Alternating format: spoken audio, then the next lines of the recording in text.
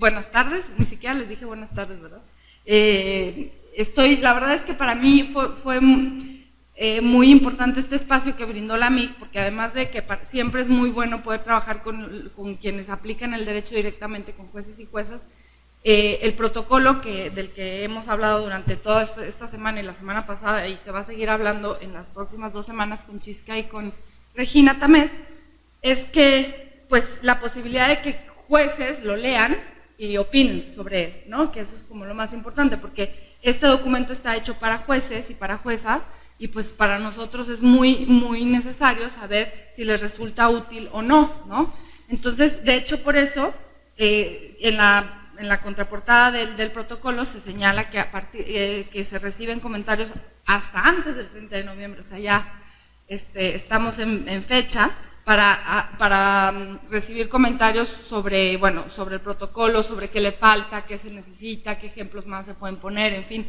Entonces, este espacio que nos brindó la MIG nos hizo posible obtener retroalimentación de parte de jueces y juezas, que por supuesto todos estos comentarios van a ser integrados en la segunda edición del protocolo, ¿no? Entonces, el cierre, mi conferencia de cierre, el objetivo que tengo yo es como plantear algunas cosas que estuvimos discutiendo durante la semana, cerrar algunas discusiones o abrirlas más, y bueno, para ello, el primer cuestionario que tuvimos en la semana creo que quedó todo muy claro. Además, en la introducción que yo hice el lunes, hablé mucho sobre el por qué juzgar con perspectiva de género, quiénes tienen que juzgar con enfoque de género, todo eso que fue parte del primer cuestionario, todo el tema del formalismo mágico, que ya podrán ahondar mucho más con Chisca. Entonces, en este espacio yo lo que quiero hacer es comentar algunos el cuestionario 2 y el cuestionario 3. El primer cuestionario que era más enfocado a casos, y el segundo cuestionario que tiene que ver con la retroalimentación del protocolo. Entonces, en el primer cuestionario había 8 preguntas, 5 eran sobre casos, y me interesaría, pues, yo lo que hice para retroalimentar el ejercicio fue que las preguntas esperadas yo las hice con base en lo que ustedes mismos habían contestado, porque me parecía que lo más importante era como hacer un diálogo entre quienes están cursando el curso de la MIG, y no pues más lo que yo tenga que decir, ¿no? Sino ver como que en realidad todos y todas estamos más o menos como por la misma línea. Entonces, la retroalimentación que yo les envié venía sistematizado los párrafos de cada una de ustedes, y bueno, y en ese sentido se establecieron cuáles eran las preguntas esperadas. Sin embargo, hay algunas cosas que me gustaría como redondear nada más de los casos, ¿no? Perdón, el primer caso era sobre un asunto de trata, ¿no? Era una mujer que estaba casada, 6 años llevaba de matrimonio, había tenido 3 niñas, y después de cierto tiempo, de 6 años, decide denunciar a su marido por trata, porque ella lo que aduce es que por más de 6 años, el hombre, su esposo, la obligó a tener relaciones sexuales con otros hombres a cambio de dinero, y él se quedaba con el 90% del dinero que ella recibía a cambio de este trabajo abuso o explotación sexual, ¿no? Entonces, cuando ven en la narración que yo les hice de los hechos, la mujer, cuando está denunciando, se presenta muy calmada, ¿no?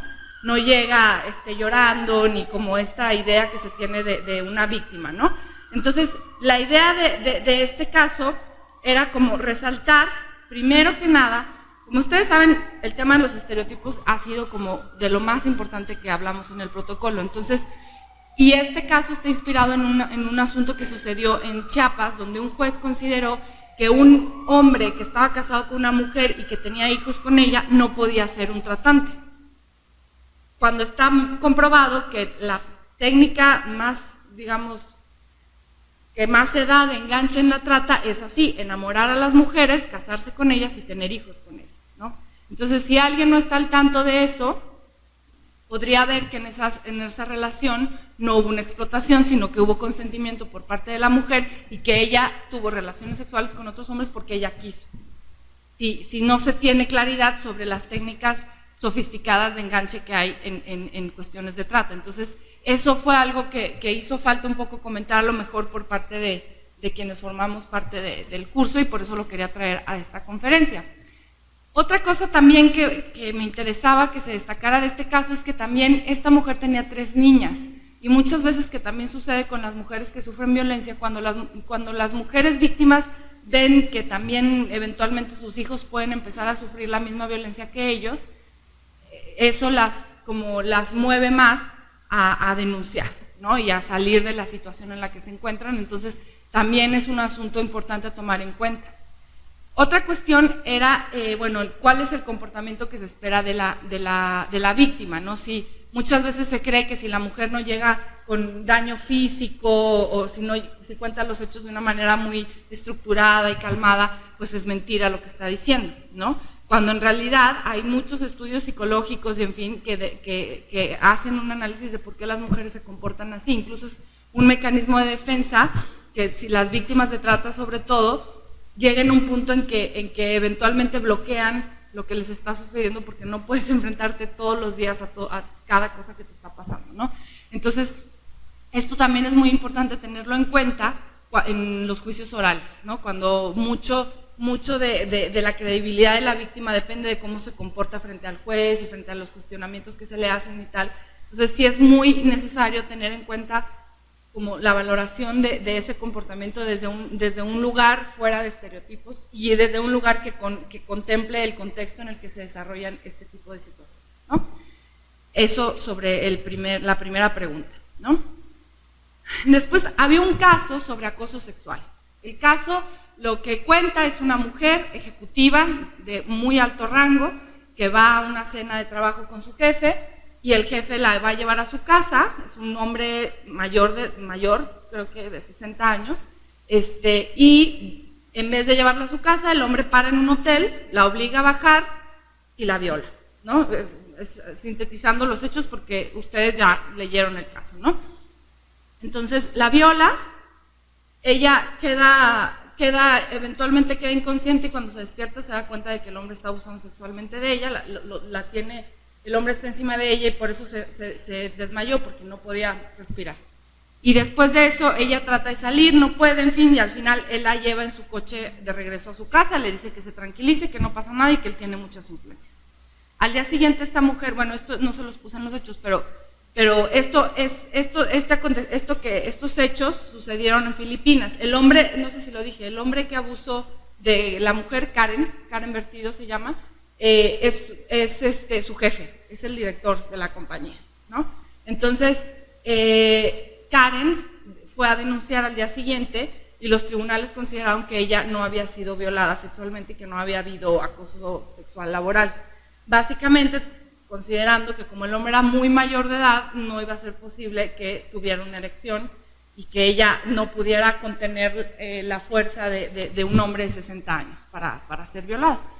Este caso llegó al comité, el CEDAW, el Comité contra la Discriminación, para eliminar la discriminación en contra de la mujer, y el comité obviamente no podía establecer si hubo violación o no, pero sí pudo establecer que los tribunales actuaron prejuiciados, actuaron bajo estereotipos y no consideraron muchas cuestiones sobre, por ejemplo, el hecho de que una mujer, no por ser empresaria y por estar empoderada, no necesariamente se encuentra libre de relaciones asimétricas de poder. Y esto es una cosa muy importante del caso, que demuestra que uno a veces espera que las víctimas sean pobres, que no sepan leer, que no, esta idea de que la violencia y el acoso se da solamente en mujeres con cierto rango social o que se visten de cierta manera, en fin, como un poco también culpando a las circunstancias más que a una cuestión estructural de discriminación. Y entonces, en este caso se puede ver cómo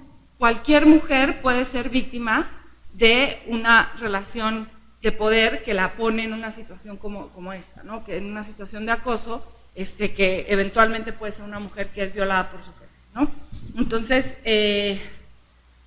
sí, bueno, y esta idea de buscar que las mujeres en casos de violación sexual resistan la agresión, es como relegarles a ella la responsabilidad de los hechos y pedirles que se pongan en más riesgo, porque está comprobado que pedirle a una mujer que se defienda en un caso de violación es como ponerla en mayor riesgo de tener un impacto más grave en su salud o en su integridad física, ¿no? Entonces, bueno, este caso, al final, bueno, el comité determinó que los tribunales en Filipinas habían actuado de manera estereotípica y esto había generado el inacceso a la justicia a Karen Vertida, ¿no? Entonces, bueno, me pareció muy necesario tomar este caso porque justamente no está en el protocolo este caso, pero sí se los puse en las lecturas complementarias del curso, ¿no? Y quien tenga interés en ver más sobre este asunto, pues está disponible en la página del programa de Equidad de Género. El segundo caso era sobre discriminación por resultado. Aquí voy a ir al caso. Aquí lo que teníamos era un asunto que también está basado en hechos reales, de un acuerdo del Pleno del Consejo de la Judicatura, en el que para reincorporar a alguien que ha pedido una licencia, se le pide, sí, o sea, un juez o una jueza puede pedir una licencia y para ser reincorporado, pide la licencia por motivos personales o por causas legales, y si solicita la reincorporación, debe solicitarlo de manera escrita, y además acompañar ciertos documentos, entre ellos currículum, constancias de las actividades profesionales desarrolladas durante el tiempo que estuvo separada del cargo y constancias de actividades académicas realizadas durante ese periodo. Todo parece muy bien, ¿no? Pero aquí, de lo que este caso lo que ejemplifica es un asunto de discriminación por resultados. Si uno lee la norma, parece muy neutral y parece que es muy conveniente pedirle a alguien que se separa de un cargo de juez o jueza que justifique que mientras estuvo fuera lo hizo porque estaba capacitándose, porque estaba estudiando o porque estaba haciendo cuestiones académicas que abonan para su ser judicial, ¿no? Pero resulta que hubo un caso de una magistrada que se separó del caso de su cargo para cuidar a sus hijos y a sus hijas. Entonces, cuando esta magistrada solicita reincorporarse, pues no tiene nada que ofrecer de lo que pide el acuerdo, ¿sí? No tiene, en su currículum vitae aparece como que estuvo desempleada, ¿no? Y no hay constancia de actividades profesionales, ni tampoco hay constancia de actividades académicas realizadas en ese periodo. Entonces, lo que sucede es, el resultado es que esa jueza no puede ser reincorporada a sus labores judiciales. Entonces, lo que nosotros detectamos aquí es una norma que discrimina por resultado, porque al final, y también aquí hay un dato muy interesante, en la unidad de equidad de género hace 5 años hizo un diagnóstico, recién se creó la unidad en la Suprema Corte, y una de las cuestiones que se detectaron es que normalmente los hombres que interrumpen su carrera es porque estudian una maestría, casi en las mismas edades. Y las mujeres, cuando interrumpen su carrera, lo hacen para hacer roles de cuidado, para embarazarse, para cuidar a un bebé, en fin. Entonces, resulta que a cierta edad, hombres y mujeres que quieren acceder a puestos altos, no lo pueden hacer porque el hombre ya tiene una maestría, no lo puede hacer la mujer porque el hombre tiene una maestría y la mujer pues tiene 2 hijos. Entonces, en condiciones objetivas, pues académicamente está mejor preparado el hombre, y la mujer, pues como tuvo hijos y no se puede estudiar se puede, pero es muy complicado estudiar y además hacerse cargo de sus hijos, entonces eso nos coloca en situación de desventaja frente a los hombres que sí pueden interrumpir su carrera laboral para estudiar una maestría. Entonces, en este contexto, resulta que hay normas que aparentan ser muy neutrales y muy, digamos, inofensivas, y el resultado es que están promoviendo que las mujeres no puedan acceder a cargos, a puestos más altos de poder. Y eso también es una cosa que se llama techos de cristal, ¿no? Entonces, en este asunto hubo muy variadas consideraciones por parte de quienes hicieron el curso. Yo solamente yo cada vez que puedo digo que el ejercer roles de cuidado tendría que ser un valor curricular. Nada más que obviamente alguien si pone ahorita en su currículum que tiene 2 hijas, pues no la contratan, ¿no? Entonces nadie ve el valor que tiene que una persona, hombre o mujer, tenga las capacidades que implica hacerse cargo de hijos o hijas, ¿no? Y incluso más allá de eso, pues ustedes saben que durante mucho tiempo las labores de cuidado no se consideraron como valiosas en términos económicos. Por eso cuando las mujeres se separaban, se decía, pues la mujer no aportó nada al matrimonio, cuando en realidad que el hombre pudiera salir a trabajar dependía de que alguien le cuidaba a los hijos, le planchara las camisas y le hiciera de comer. Y ese trabajo por mucho tiempo se consideró que no tenía ningún tipo de valor, ¿no? Eso ya ha cambiado en muchos códigos civiles, pero todavía subsisten normas como la que les estaba comentando, en donde hay una idea de que el valor que se hace en casa no tiene ningún significado en términos curriculares, económicos, ¿sí? Entonces, bueno, eso era lo que me interesaba resaltar respecto a ese caso. Después también vimos otro ejemplo, otro caso donde se podía aplicar el protocolo, que es un poco tomado de la situación de Ciudad Juárez. Como ven, todos los casos que estuvimos viendo pues tenían que ver con situaciones que han pasado, no son tan hipotéticas. Entonces, este caso, que era sobre la pregunta 4, es un juez penal que tiene que decidir sobre un asunto de una chica que asesinaron de 20 años. Pero ese asesinato se da en un contexto, en un estado en donde se sabe que la desaparición y la muerte o asesinato de mujeres es como muy grave, es estructural, es el lugar en donde más casos de mujeres desaparecidas y asesinadas hay en la República, y entonces, se sabe que eso sucede por cuestiones como por ejemplo que las investigaciones son deficientes, que hay un poco interés en estos temas, no hay sensibilidad ni capacitación en quienes hacen las investigaciones, hay un contexto de impunidad, se reproducen estereotipos, hay la creencia generalizada de que las mujeres tienen un valor inferior a los hombres, etc. Entonces, es un caso de un juez penal. Ustedes saben, en materia penal, la determinación de la responsabilidad es individual y la reparación del daño tiene una naturaleza muy específica de quien cometió el delito hacia la víctima. Entonces, la pregunta aquí, o la invitación a la reflexión en este caso, era ver hasta qué punto un juez o una jueza se puede hacer cargo de cuestiones estructurales que permiten casos como el feminicidio, ¿no? ¿Hasta qué punto una sentencia puede decir, a ver, si esta chica de 20 años murió asesinada, tiene que ver porque las investigaciones todas son deficientes, porque hay estereotipos por parte de las autoridades? ¿Qué puede hacer la sentencia? Una sentencia penal puede decir todos los ministerios públicos como una medida de reparación y medida transformativa y garantía de no repetición, todos los ministerios públicos se tienen que capacitar. No sé si es algo que es posible que se haga en la sentencia, y esa era la invitación a reflexionar. Yo vi, como por parte de muchas de las respuestas de quienes contestaron este ejercicio, mucha disposición a crear medidas de reparación transformativa.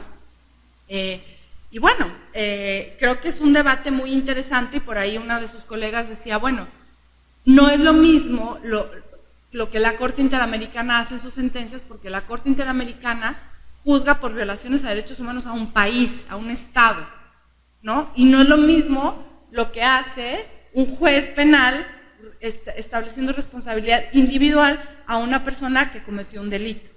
Entonces, yo creo que la idea de esta pregunta era como invitar un poco a la reflexión de, por un lado, hasta qué punto un juez puede hacerse cargo de las cuestiones estructurales que generan las violaciones a derechos humanos, y qué sentido tiene una sentencia que no soluciona los problemas generales que se presentan para que existan las violaciones a derechos humanos. Obviamente, bueno, los jueces no son quienes tienen que hacerlo todo, o sea, para eso hay un poder legislativo, para eso hay un poder judicial, que todos en general tienen que trabajar y hacerse cargo de sus funciones y de ver qué le toca a cada uno, ¿no? Y pues no puede pretenderse que un juez en una sentencia penal lo resuelva todo, pero sí es bueno y sí es interesante plantearse la pregunta de hasta qué punto un juez puede solucionar ciertas cosas a través de su sentencia, porque obviamente no es lo mismo una sentencia penal que una sentencia de amparo o de amparo penal, en fin, ¿no?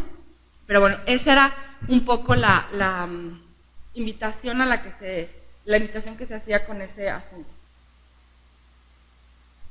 Después vimos el caso del Código Civil de Oaxaca, que este también lo tomé de un caso que resolvió la Suprema Corte de Justicia, como ya bien una de sus colegas también señaló, que básicamente lo que planteábamos era si usted como jueza o juez aplicaría una norma del Código Civil que existe, que dice que el matrimonio es un contrato civil celebrado entre un solo hombre y una sola mujer, que se unen para perpetuar la especie y proporcionarse ayuda mutua en la vida.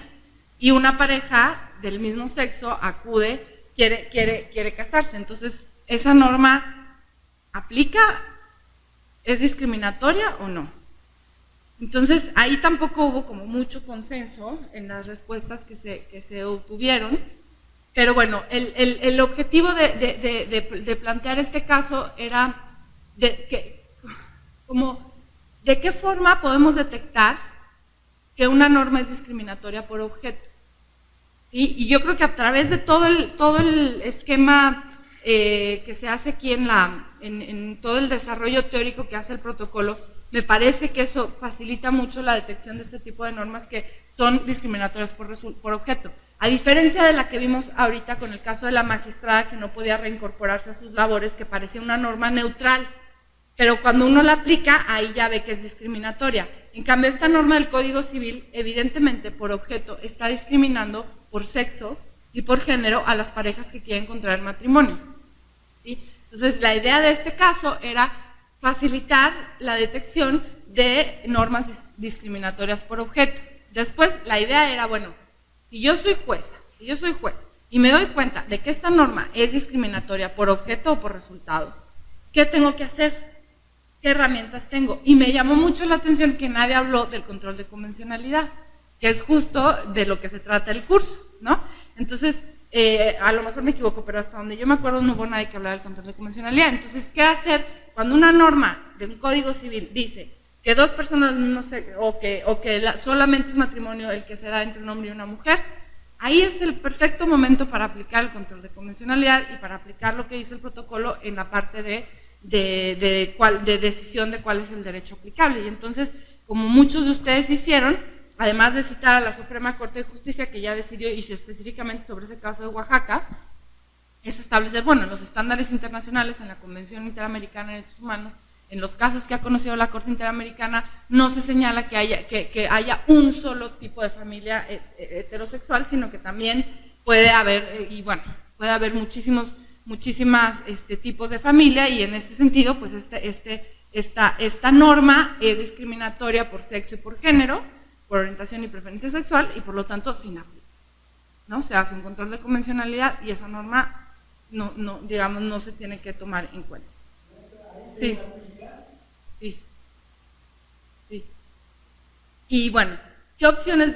Lo que les decía del control de convencionalidad, y qué sentencias y criterios internacionales se pueden tomar en cuenta para tomar la decisión del caso, que son de las preguntas que plantea el protocolo cuando hablamos de cómo hay que decidir el derecho aplicable, ¿no? Las primeras 5 preguntas eran sobre casos específicos para un poco testear el método que propone el protocolo. Y bueno, había una pregunta que decía si se puede considerar que una sentencia es por sí misma una forma de reparación, y la verdad a mí me dio mucha emoción ver las respuestas que hubo en este caso, porque muchos, yo creo que todos coincidieron y todas, en que sí, que efectivamente la sentencia es una forma de reparación, pero que no es solamente eso lo relevante, sino que después se tiene que ejecutar esa sentencia. Y ahorita voy a traer algunas citas de algunos de sus colegas que, por ejemplo, dicen, bueno, la ejecución de la sentencia es también parte del derecho al acceso a la justicia. Entonces tenemos que irnos hasta allá, no solamente a que la sentencia ya esté dada, ¿no? Y bueno, y un poco también esta pregunta va deriva de todo lo que el análisis que se da en el protocolo también, de cómo las sentencias pueden intervenir y pueden cambiar el proyecto de vida de las personas, y eso hemos hablado muchísimo, yo creo, en todo el curso, y del poder que tienen de transformarse los proyectos de vida a través de las sentencias, ¿no? Y de cómo las sentencias van creando criterios judiciales, precedentes judiciales, que después se van convirtiendo en jurisprudencia, y todo esto abona en el camino para para juzgar con perspectiva de género. Y me acuerdo en algún espacio también hablando con juezas donde decían que también a través de los votos disidentes o votos razonados en órganos colegiados que a veces nadie quiere hacer caso y tú eres la única loca que dice que el género o el único que leyó el protocolo y dices no, aquí lo que hay que hacer es juzgar conforme a la Convención Belém de Pará y tal, y pues al principio no te quieren hacer caso, pues tú haces tu voto aparte y después vas construyendo y vas generando ciertos precedentes y después ya no eres el loco sino el que habla y todo el mundo lo entiende, ¿no?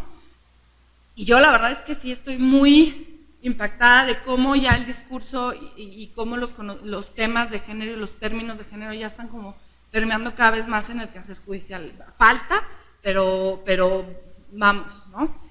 Entonces, bueno, por eso está un poco esta invitación a reflexionar en el cuestionario.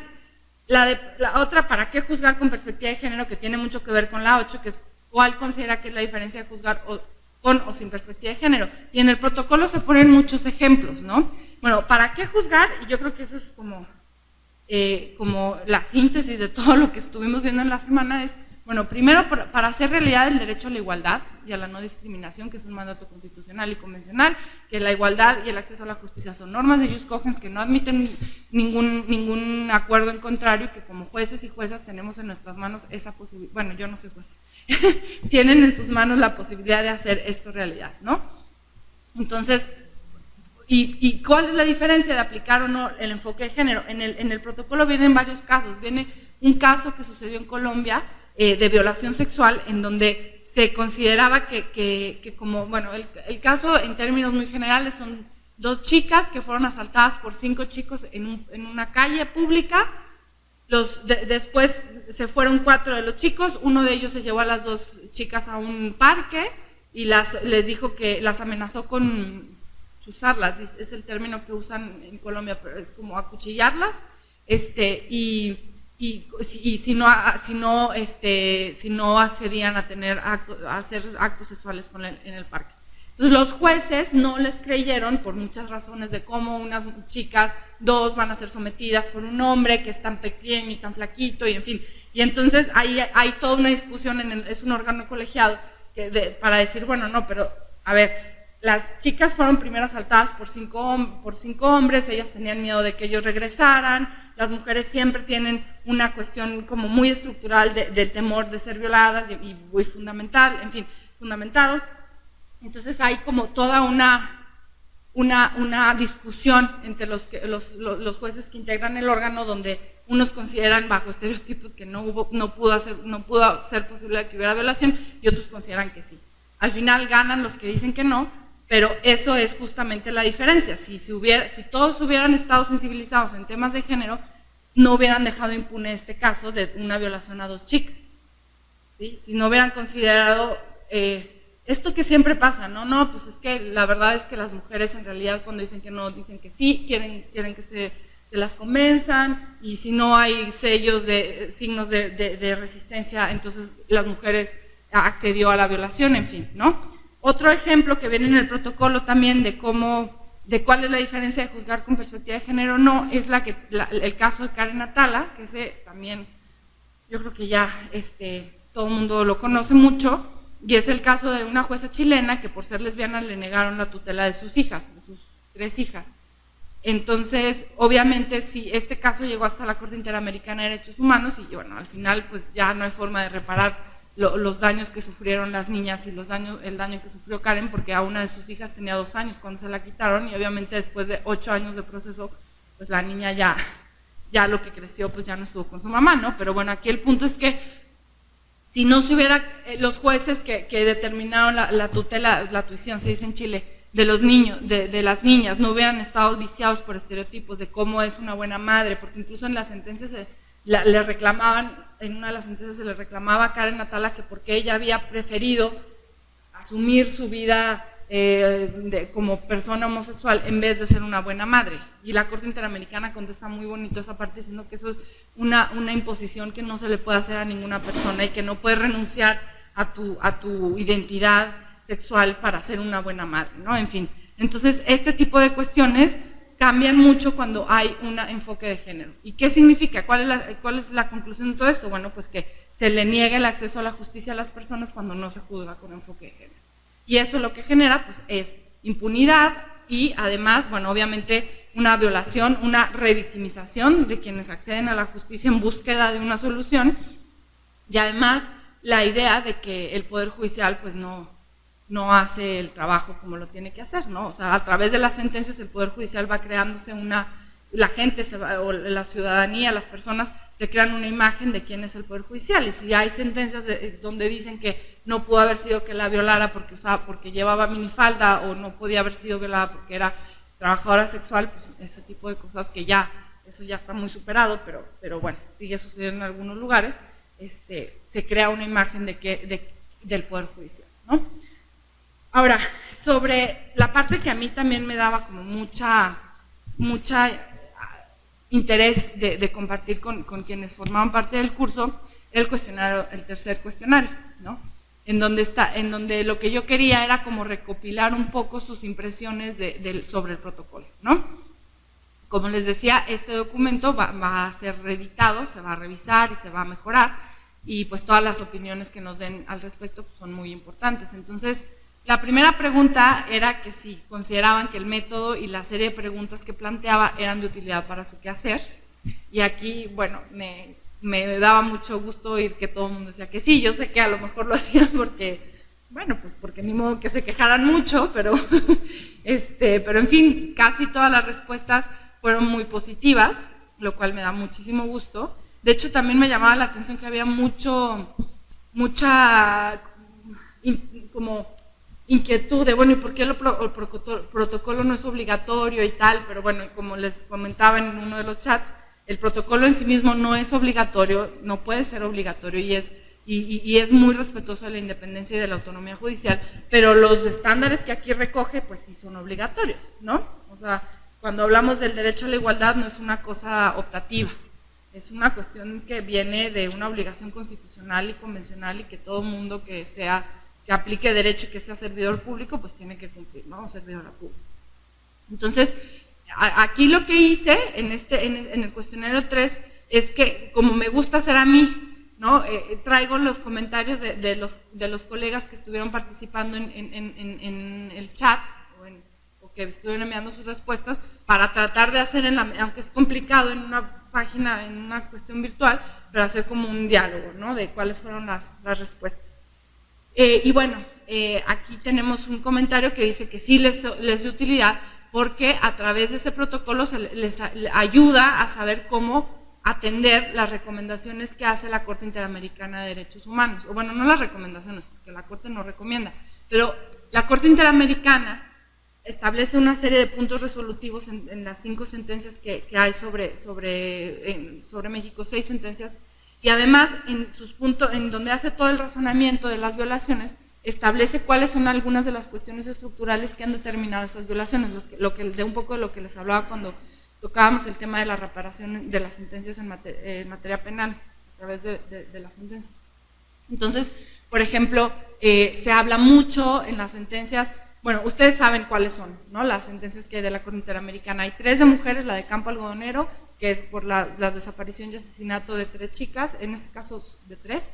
El caso de Inés Fernández y Valentina Rosendo, que son ambos casos son violaciones por parte de militares, y tienen lugar en Guerrero, en la montaña de Guerrero. No olvidé exactamente en dónde, pero bueno, en la montaña de Guerrero. El otro caso es el Rosendo Radilla, que es sobre desaparición forzada, el de los ecologistas, que es sobre tortura, y el caso Castañeda, que es por derechos políticos y candidaturas independientes. Son estas 6, ¿no? Entonces, y es muy fuerte, porque 3 de las sentencias son en el estado de Guerrero, ¿no? Y 3 son sobre mujeres. Hay como cosas ahí interesantes, ¿no? Sobre las sentencias, pero bueno, hay cuestiones estructurales que se determinan a lo largo del análisis que hace la Corte, que tienen que ver, por ejemplo, con el tema de estereotipos en el caso de Campo Algodonero. Yo esto lo digo cada vez que puedo. Yo creo que quien ya me conoce ya sabe que bueno, el caso de Campo Algodonero, que yo creo que es de los que más se conocen, establece cómo a través de los estereotipos por parte de las autoridades, cuando las madres iban a denunciar a sus hijos, a sus hijas perdidas, lo que las autoridades le decían era seguro se fue con el novio, su hijo era una volada, como si las chicas, como si una mujer para tener derechos se tuviera que comportar de una forma determinada y además ignorando completamente que las primeras horas de pérdida de la persona son muy importantes para determinar el paradero, ¿no? Una serie de cuestiones que la Corte dice, bueno, esto le pasa a todas las personas que van y denuncian una desaparición de una mujer.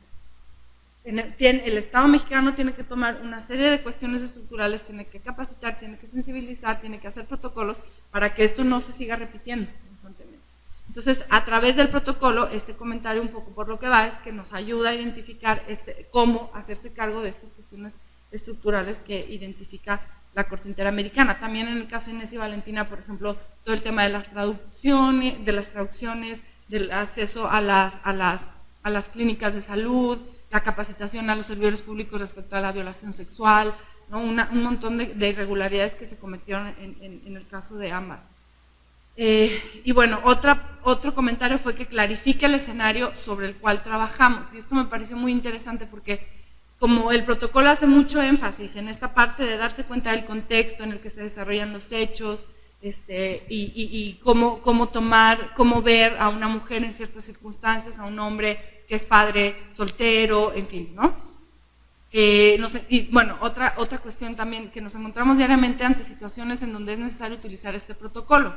También me da gusto que quienes imparten justicia reconozcan que diariamente se están encontrando en situaciones que tienen que ver con una cuestión de género y que es necesario utilizar el protocolo. Y por ejemplo, aquí había un colega que él trabaja en materia agraria, y muchas veces hay que dices, híjole, ya me obligaron a ir a este curso, y yo trabajo en materia mercantil, en materia fiscal, de hecho también ahí había una pregunta en materia fiscal, y a mí eso qué, yo como, no entiendo a mí en qué me afecta, yo cómo lo voy a hacer, qué pérdida de tiempo, pero aquí tenemos un ejemplo de cómo para alguien que trabaja en materia agraria resulta una herramienta muy importante, ¿no? Y bueno, en temas agrarios hay muchas cuestiones de género también. Sobre la pregunta 2, era si el protocolo contaba con todos los elementos técnicos necesarios para poder aplicar con perspectiva de género, para poder aplicar el método que propone, ¿no? Porque, como ustedes saben, el protocolo está dividido como en 4 partes, y digamos, la parte teórica habla de qué es la igualdad, ¿sí? De la igualdad formal, la igualdad material, qué es la objetividad, qué es la razonabilidad, qué son los estereotipos, cuáles son las categorías sospechosas, qué es el enfoque de género, ¿no? Entonces, yo lo que yo quería saber si era si estos conceptos eran suficientes, esta parte teórica era suficiente para poder aplicar el método para juzgar con perspectiva de género. Y de hecho, esta parte fue la que se estudió en la sesión pasada, donde estábamos con Adriana Ortega también, en la semana pasada, todo el tema de igualdad. Entonces, hubo algunas sugerencias muy atinadas, y yo estoy muy agradecida con ellas, y obviamente que se van a tomar en cuenta. O sea, algunos, bueno, hay que hacerlo poniéndome exigente, si no teniendo mayor experiencia, podría ser más didáctico y más explícito, además de manejar un diccionario temático. Eso la verdad es que me parece que es muy buena idea, que hacer una especie de glosario en el protocolo sobre algunos de los conceptos que se están utilizando para que sea más fácil de manejar, ¿no? Y bueno, irlo adaptando a otras materias, y hay un comentario muy parecido acá, que dice, bueno, sería bueno abordar temas de violencia familiar, feminicidio, personas con discapacidad, personas indígenas, en fin, ¿no? Hacer como, es que este protocolo está pensado como en términos muy generales, porque bueno, era la mejor forma de hacer el primer acercamiento, pero eventualmente sí podría hacerse algo como más específico de protocolos de actuación en casos de violencia familiar, ¿no? En casos de feminicidio, aunque para personas con discapacidad e indígenas ya existen dos protocolos, ¿no? Otro comentario que me pareció muy interesante es, bueno, a lo mejor en el protocolo nos podrían decir cómo dar asistencia inmediata a la víctima, y eso es como, pues es muy importante, ¿no? Si llega un caso de violación sexual, o llega un caso, que esto es más como con ministerios públicos, pero también es una de las inquietudes que se manifestaban en las discusiones, y la implementación y práctica del protocolo en cada una de las regiones del país, porque obviamente pues no será lo mismo hablar de enfoque de género en ciertas en zonas rurales que en zonas del norte del país, ¿no? En zonas donde hay una violencia por el crimen organizado y en fin, ¿no? Entonces se pide un poco hacer estas acotaciones. Claro que también dicen, bueno, se podrá ir perfeccionando con el paso del tiempo y con la experiencia de los juzgadores, porque también lo que yo notaba en las conversaciones era que decían, bueno, pues la verdad es que es un tema muy nuevo para mí, yo todavía no puedo, y no lo he aplicado, pues todavía no puedo tener una opinión de cómo lo podría perfeccionar el protocolo, pero conforme lo vayamos usando, pues se nos van a ir ocurriendo cosas, ¿no? Y eso, pues estamos a la espera de que nos envíen sus comentarios, ¿no?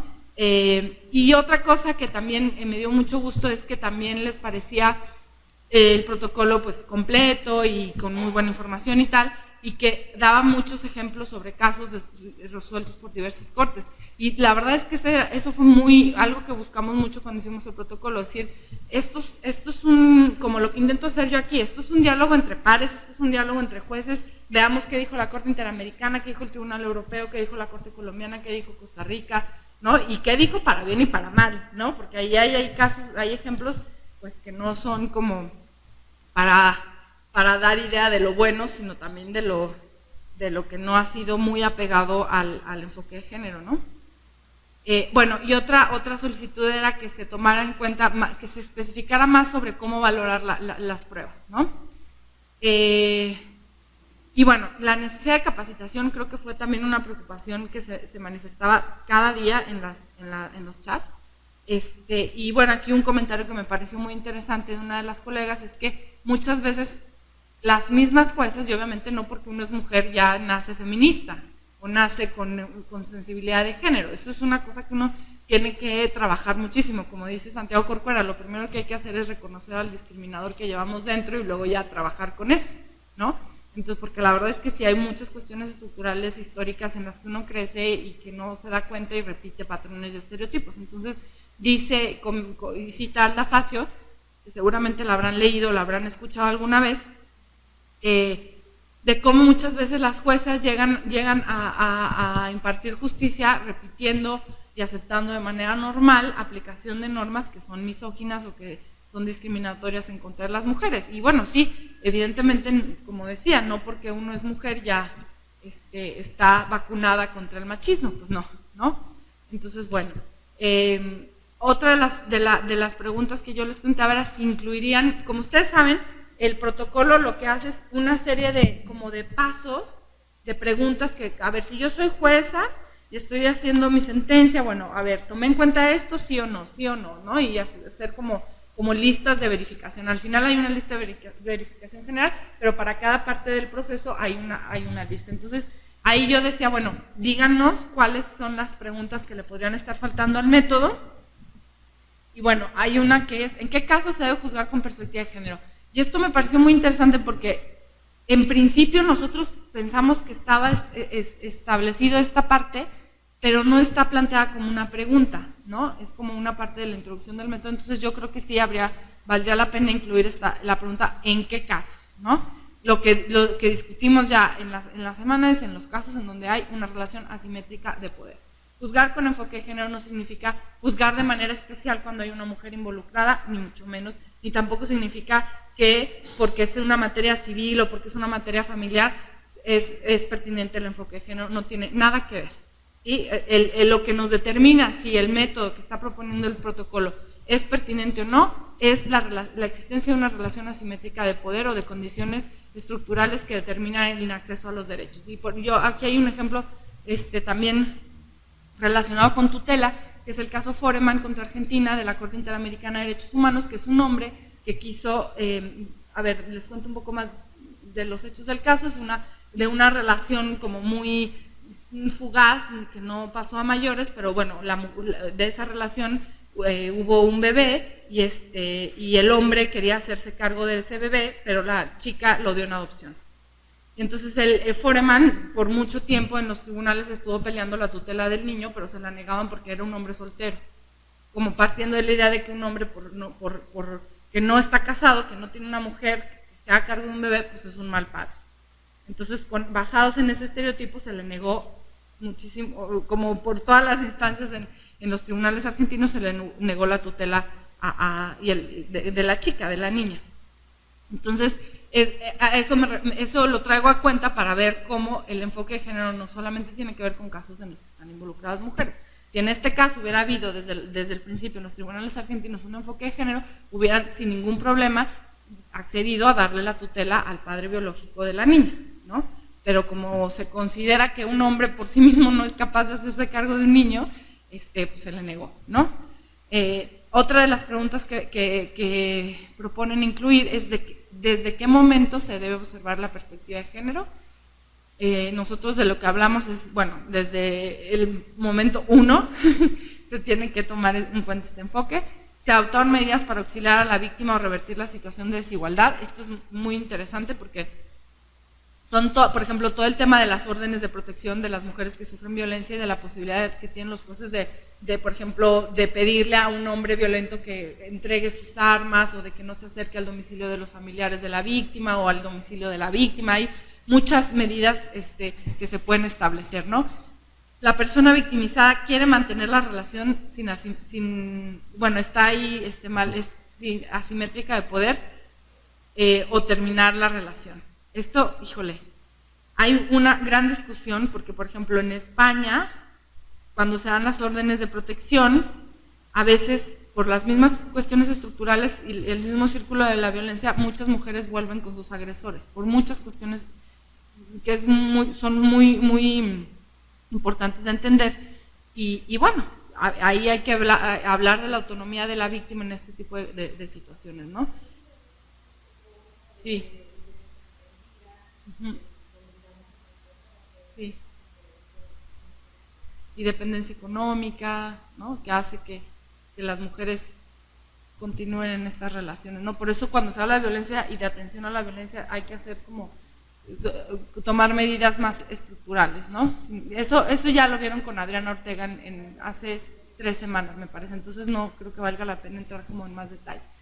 En la fase de reparación, cabría preguntarse si amerita una acción afirmativa para revertir la situación de desigualdad. Esto me pareció muy interesante.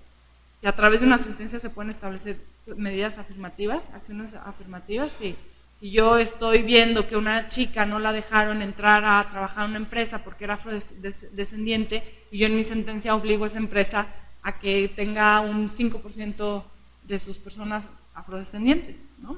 Eso sería una medida de verdad de reparación estructural y bueno, ¿no? Entonces, bueno, es interesante. Es necesario en el caso allegarse de diversos medios probatorios para mejor proveer. Esta también me parece muy pertinente.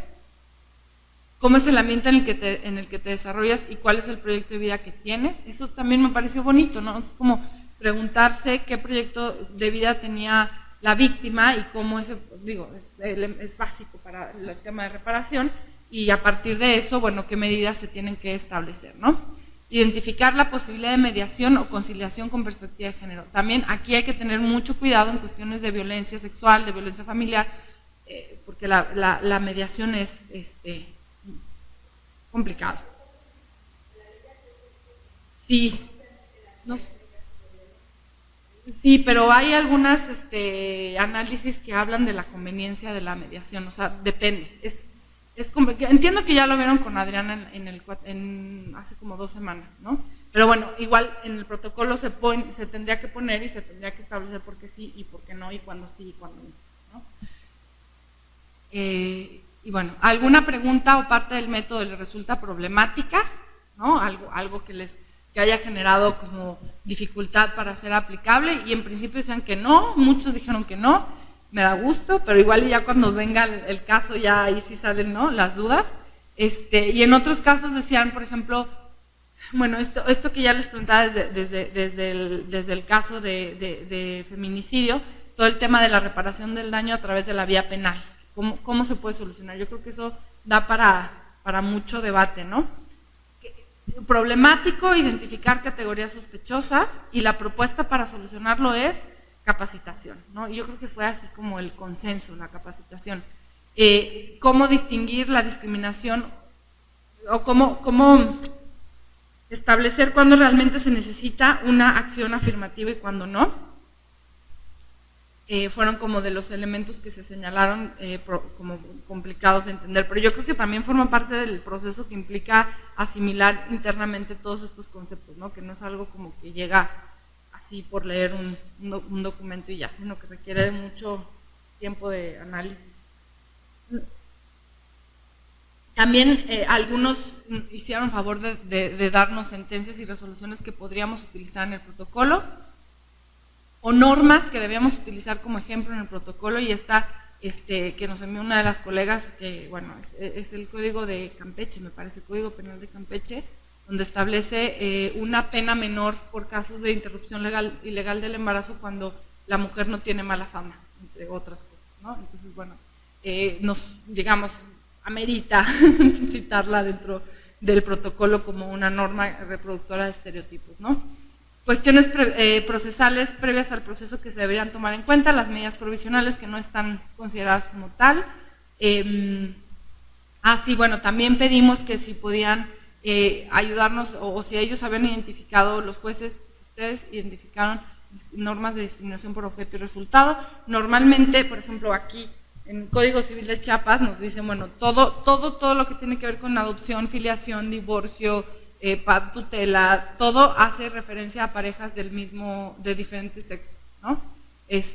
No se toma en cuenta las otro tipo de familias, ¿no? Y por ejemplo aquí nos comentaban que en el estado de Hidalgo también hay normas que prevén que el hombre tiene que autorizar a la mujer para que ella pueda contratar, ¿no? Y bueno, todo el tema de tutela también, que en muchos códigos civiles, y eso también la Suprema Corte de Justicia ya tiene criterios establecidos, que si los niños son menores de 8 años quedan automáticamente al cuidado de la madre, excluyendo la posibilidad de que el papá también se haga cargo de la custodia. Y luego aquí, si conocían alguna resolución o sentencia en la que se haya aplicado el método, pues todo el mundo decía que no, pero espero que dentro de un año ya tengamos una respuesta diferente, ¿no? Pues sí, en la segunda generación, ¿verdad, Eric? Ahí podemos volver a testear aquí qué onda con la aplicación del protocolo. Sí, qué emoción. Y bueno, pues esa pregunta quedó, no, pues no conozco. Ya hay por ahí algunos intentillos importantes, esfuerzos importantes de poner el protocolo, citar el protocolo y el método en algunas sentencias. ¿Cómo considera que a través de las sentencias pueden hacerse efectivas las medidas de reparación y las garantías de no repetición? Yo creo que, como les decía, es muy complicado, pero este debate yo creo que se tiene que dar con mucha profundidad de cómo aspirar a las medidas de reparación que da una Corte de Derechos Humanos en un proceso penal, en un proceso administrativo. Es complicado, pero no es imposible, y hay que ver hasta qué punto también hay cosas que le tocan al judicial, hay cosas que le tocan al legislativo y hay cosas que le tocan al ejecutivo, pero bueno, a ver, entre tanto, cómo la sentencia se puede hacer cargo de cuestiones estructurales. Y me pareció muy interesante que casi todos estaban como muy en la idea de que, bueno, la importancia de ejecutar la sentencia, ¿no? Incluso se hablaba de informes de cumplimiento de las sentencias. Claro, que aquí se hacía mucho énfasis que no es suficiente con dictar medidas de carácter individual, porque al final no se está arreglando la situación ni se garantiza que la violación no vuelva a ocurrir. Claro, ejecución de la sentencia, incluso había quienes hablaban de medidas de apremio. En caso de que la sentencia no sea cumplida, se puede se puede sancionar, ¿no? Y obviamente eso es posible. Y también esta cita que me gustó mucho, que decía que, bueno, que al final la ejecución de la sentencia es también parte del derecho a la tutela efectiva y al acceso a la justicia, ¿no? Y obviamente el proceso no se termina hasta que la sentencia ya fue totalmente ejecutada. Y bueno, digamos, esto fue como en términos generales lo que se estuvo discutiendo durante la semana, la retroalimentación que recibimos sobre el protocolo. Y bueno, mi interés era como redondear algunos puntos. Yo creo que estamos como muy parecido en el sentido por donde van las cosas. En la próxima sesión van a poder hablar, en las 2 próximas sesiones, sobre casos específicos con Regina Tamés y con Francisca Pou, y yo creo que ahí va a quedar bastante más claro todo lo que propone el método y a lo mejor también van a quedar más claras algunas dudas. Y bueno, yo estaré muy emocionada y muy contenta de que a mí me sigan mandando comentarios para la segunda versión del protocolo. Entonces no sé si ahora quisiera alguien del público o no sé si hay preguntas. En viernes a las 5 de la tarde. ¿Sí?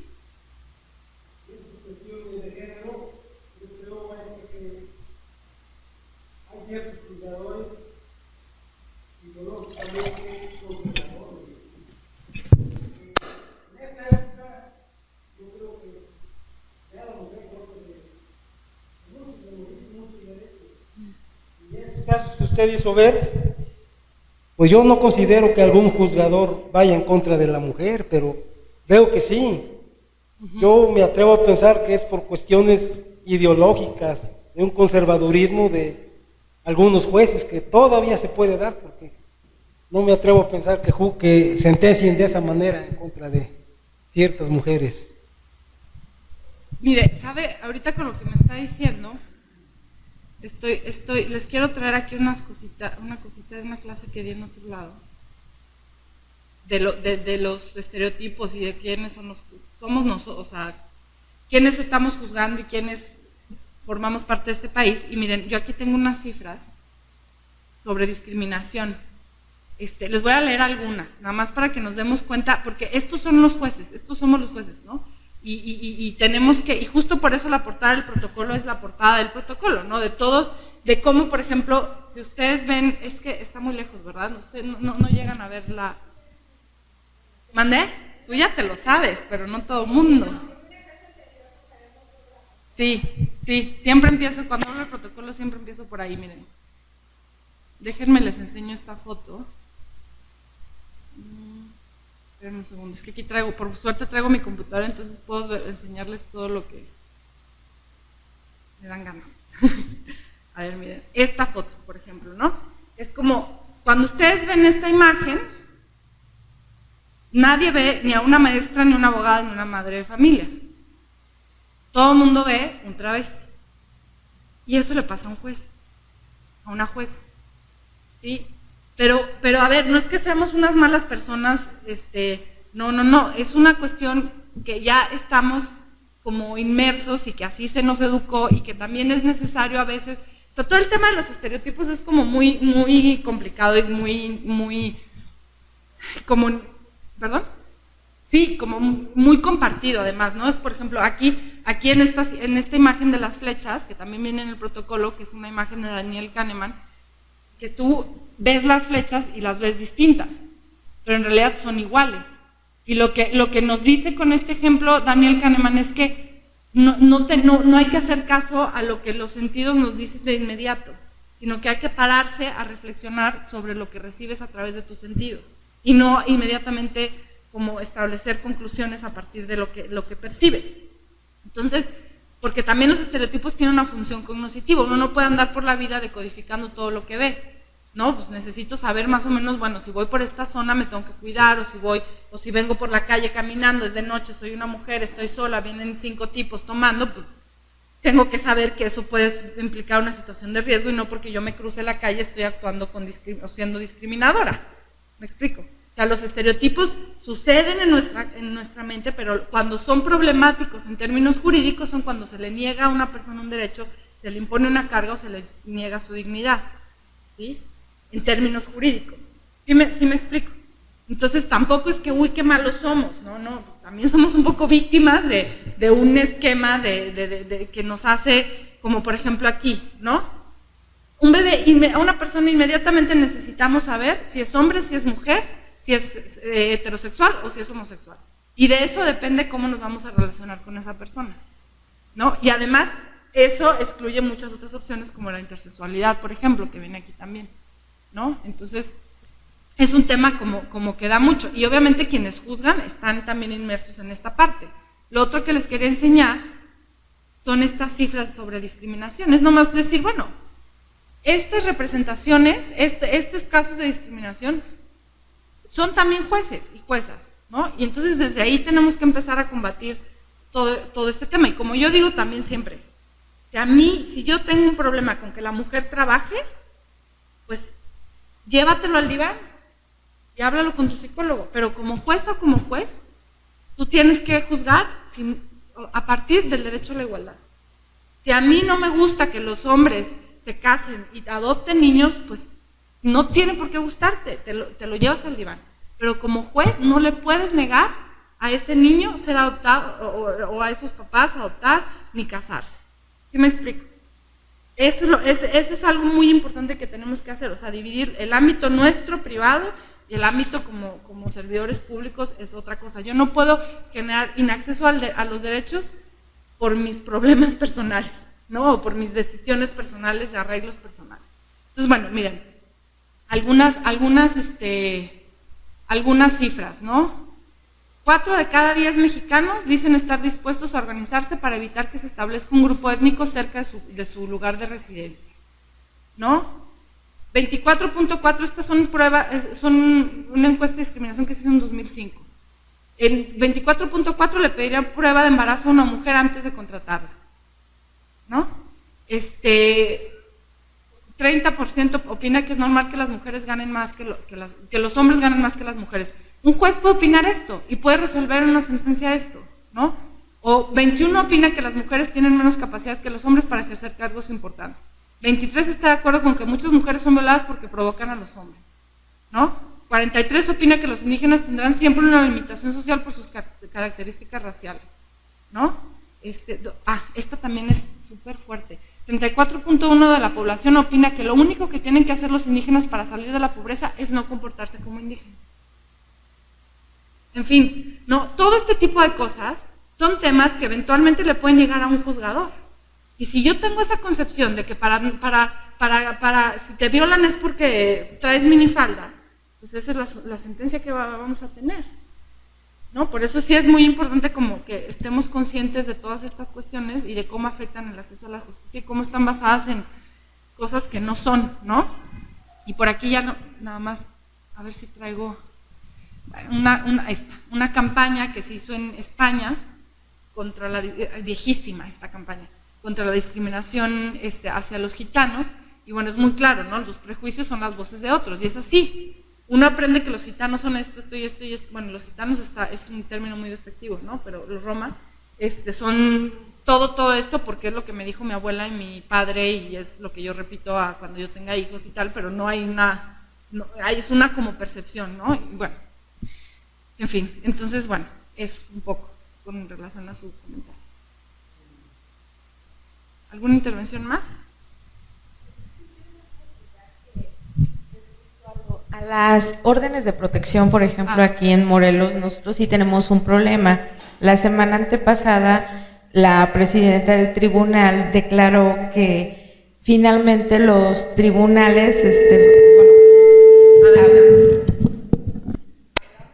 los juzgados del orden familiar o civiles no son competentes para expedir órdenes de protección a las mujeres que son víctimas de violencia, ¿no? Entonces, finalmente en Morelos estamos teniendo este problema bastante fuerte porque la ley de acceso nos mandata que existen estas órdenes de protección y finalmente desde esta ley ya se les está dando competencia tanto a los jueces familiares como al Ministerio Público para poder expedir estas órdenes, ¿no? Sin embargo, aquí en Morelos no se ha podido hacer efectiva esta situación.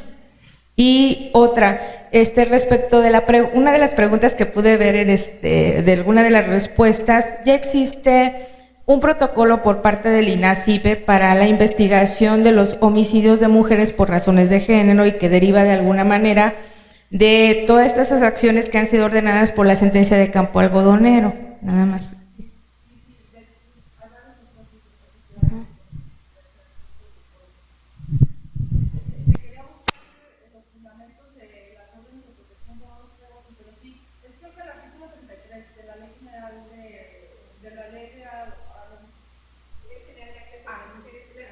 A una vida libre de violencia, sí. Sí, no, el fundamento está clarísimo. Desde mi punto de vista, no. Uh-huh.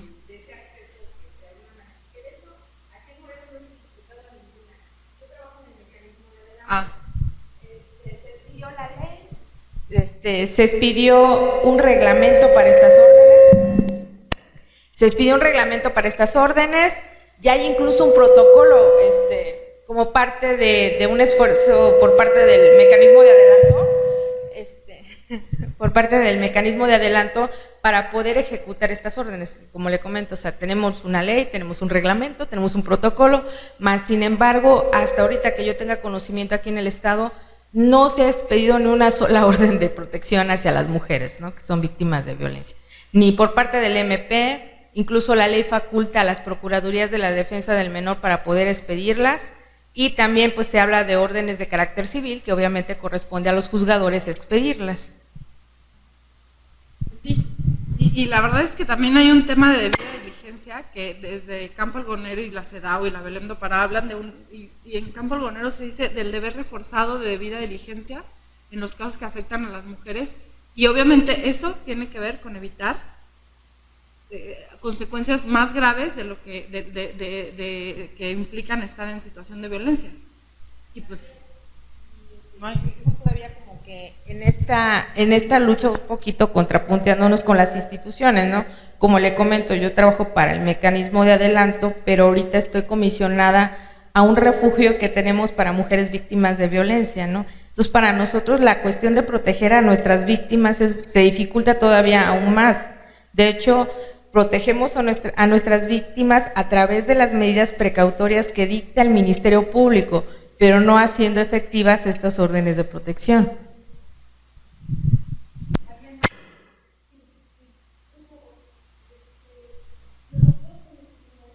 Nos hemos presentado ahora con esta nueva de observancia del protocolo contra la perspectiva de género. Nos estamos enfrentando al hacer resoluciones, sobre todo en delitos de violencia intrafamiliar, en feminicidio, sobre una carpeta judicial mal instaurada. Ahora bien, nosotros observamos que nos presentan el caso, vemos que no tenemos suficientes elementos para llegar a la acreditación del delito, que efectivamente hay una deficiencia tremenda por parte del Ministerio Público, por parte de los peritos, que yo no puedo en un momento dado asegurar ni en qué lugar, ni a qué hora. No tengo el testigo clave para amarrar a esta persona, que sabemos que fue, y que legalmente no lo podemos retener. Y hay homicidios en Morelos crueles, de vejación de cuerpos de mujeres que se han llevado a cabo. Nos hemos hecho levantamientos en la vía pública y no podemos retenernos por una falta, una grave deficiencia del Ministerio Público. Ahora bien, yo, para tratar de poder poner mi granito de arena al momento de hacer la resolución, los proyectos de resolución y presentarla con los superiores, podríamos quedar, no sé, tratar de subsanar nuestra observancia al protocolo con el hecho de definir las deficiencias, las particularidades que llevó a cabo el Ministerio Público en la integración de dicha carpeta. Y además darle vista al procurador con la deficiente actuar de sus funcionarios. Claro, también comunicarle a mi superior jerárquica, que sería al jefe del tribunal, pero con eso quedaría un momento dado subsanado, porque la libertad, por ejemplo, esta persona, al no haber un requisito para acreditar su responsabilidad, sería libre. Pero yo, como trabajador judicial, podría en un momento dado aplicar el método únicamente haciéndose ver las deficiencias.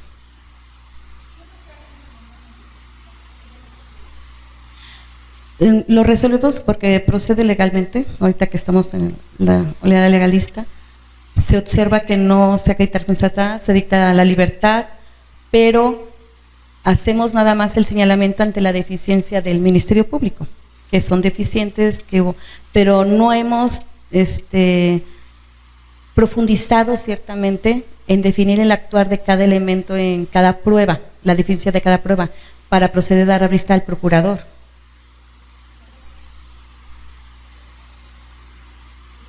Sí, por eso sería la vista al procurador, pero sería definir bien qué es lo que él podría haber hecho o los medios que estaban a su alcance y no lo hizo. Yo creo que hasta ahí podría llegar desgraciadamente nuestra intervención. Es de que no tenemos agencias especializadas en materia familiar y ahorita lo que ha pasado mucho, o sea, ya hay un acuerdo del procurador para que se creen las unidades especializadas, sin embargo, pues son dos. En el mecanismo tenemos una, ¿no? Dentro de las mismas instalaciones, pero algo con lo cual yo también me he topado mucho es que las agencias foráneas, por ejemplo, Yautepec, que es uno de los municipios más violentos de aquí del estado de Morelos, las carpetas se inician en la unidad de atención temprana, que es para todos los delitos. O sea, no hay ni siquiera una agencia especializada para atenderlos. Entonces, la integración de la misma carpeta es bastante deficiente. O sea, ni siquiera se ordenan las diligencias mínimas que de alguna manera se llevan a cabo en las agencias especializadas. Y eso, como usted refiere, de alguna manera da el traste con la integración del expediente a la hora que llega a la vinculación de proceso o incluso a la formulación de la imputación y ya no se diga una sentencia.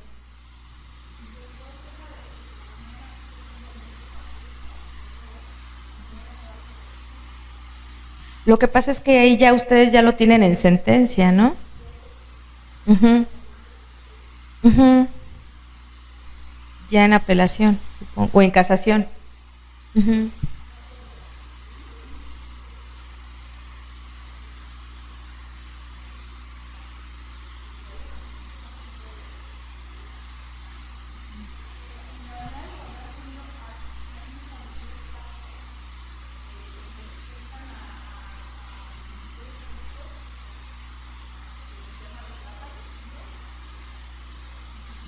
Con temas de trata, ¿no? De decir, bueno, ya lo aprendí, creo, sí. De haber, porque esa problema que plantea, pues, es como medio estructural, ¿no? Medio crónico. Entonces, bueno, un poco la idea es acercar a jueces y juezas y a ministerios públicos porque a veces los ministerios públicos también dicen, es que, por ejemplo, en temas de trata, ninguno se anima a decir que es competente porque si es materia local, si es materia federal, si es, ¿no? Entonces, como que por los dos lados hace falta cierta coordinación para que fluya bien el proceso, ¿no? Entonces, yo creo que aparte de protocolos y de todas estas cuestiones que se tienen que trabajar desde la investigación, pues sí se tienen que buscar como las vías para trabajar en conjunto y ver cuáles están siendo los problemas en la integración de las averiguaciones previas, porque si no, sí te dejan con las manos atadas, ¿no? Ciertamente. Y si el proceso no está bien armado, pues no. Sí. Es toda una cadena, ¿no? Es muy...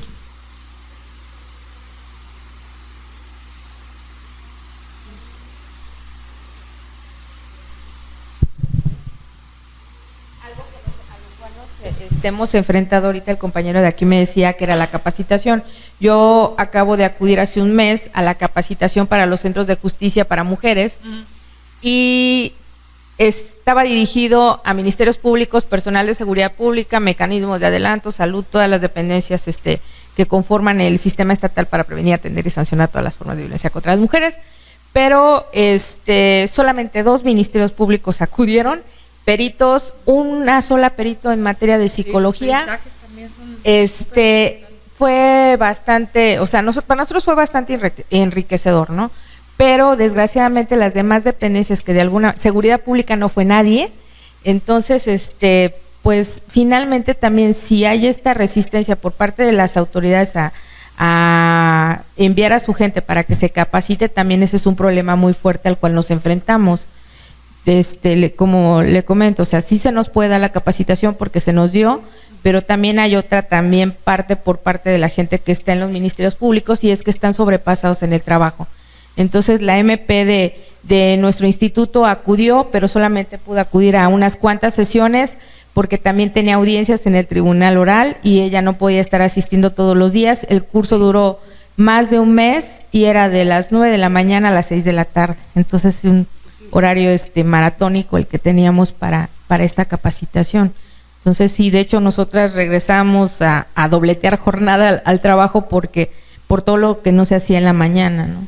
Sí, de hecho ahora que estoy en la administración pública esa es una de las solicitudes más sentidas, que las capacitaciones se den en horarios laborales y que no, o sea, y al mismo tiempo que no sea también como demasiada carga que te impida también atender tus deberes, ¿no?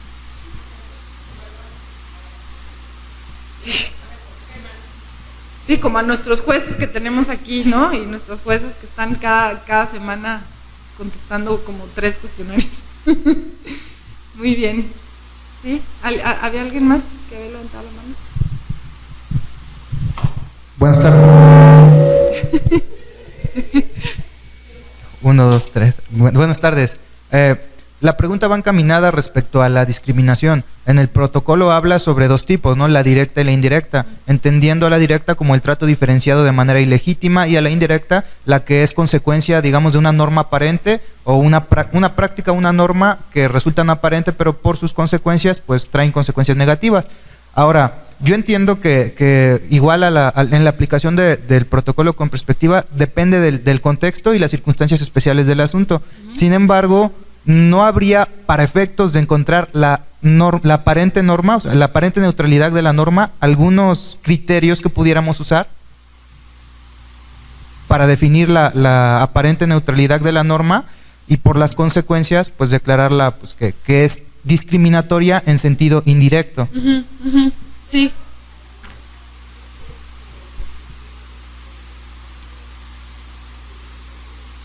Escrutinio estricto, sí. Sí, mira, hay algunas preguntas que vienen en el protocolo que más o menos se hacen cargo de eso, mira. Por ejemplo, algunas de esta que discutimos mucho. La relación esperada de la víctima, o digamos, la norma cambiaría si se suplantara a la persona por un hombre, una mujer o una persona heterosexual o homosexual, en fin. O sea, sí se puede, tú propondrías hacer una especie de test solo para detectar normas que por resultado puedan ser discriminatorias dentro del protocolo. O sea, sí se pueden hacer ciertas consideraciones. Yo creo que sí se puede hacer como una especie de checklist en el protocolo. Pero lo que pasa es que como normalmente lo haces cuando te das cuenta cuando estás aplicando la norma, ¿no? Y de hecho me llamó mucho la atención que casi nadie me dio ejemplos de discriminación por resultado y los que tenemos en el protocolo son 2. Sí, exacto. Sí, no, o por ejemplo, también un caso que tuvo lugar en algún país de Europa del Este, y creo que se los comenté en alguna de las sesiones, que era que había una política de salud que recomendaba la interrupción del embarazo en mujeres que tenían ciertas características físicas. Y resultó que las mujeres que tenían esas características físicas eran mujeres romas. Y al final el resultado era una norma con una política en contra de la, ¿cómo se dice? Como de control de natalidad de las mujeres romas discriminatorias. ¿Sí me explicó? Entonces sí, yo creo que sí sería interesante. De hecho ya anoté la inquietud que decían, que comentaban ahorita sobre el tema de segunda instancia y cómo subsanar los errores de los ministerios públicos, y sería muy buena idea poner como una especie de test para ubicar normas discriminatorias por resultados, ¿no? Muchas gracias.